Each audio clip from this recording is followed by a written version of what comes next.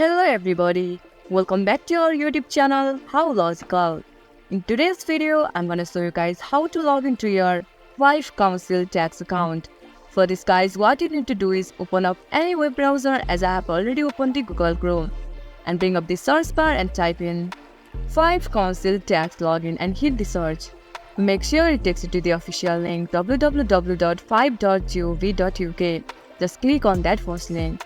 Now you will be redirected to the official website of Fife. Now just click on sign in to fife.gov.uk button. Now you'll be taken to the new interface, which is the login page of the Fife. Now you just need to click on continue button. Then again you will be enter your password there. And once you click on sign in button, then you will be easily access your account.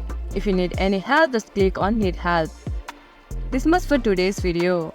If you guys find our video helpful, don't forget to give it a thumbs up and hit that subscribe button below for more content like this. And remember to turn on the notification so you never miss the uploads. I'll see you guys again in our next video. Thank you for watching.